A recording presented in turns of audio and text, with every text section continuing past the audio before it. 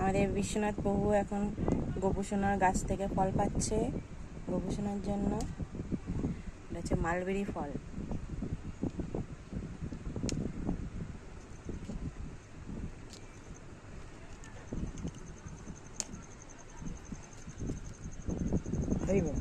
নিচে আরো আছে, 4খানা আছে নিচে।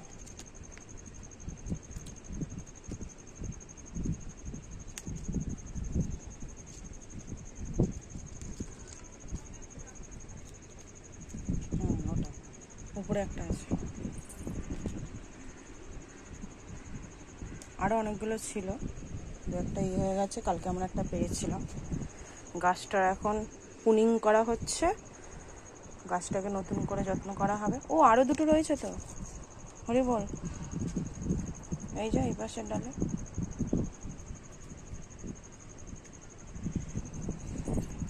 এইবার ছোট সাইজ হয়েছে, এরপরে এরকম আঙ্গুলের সাইজের হবে।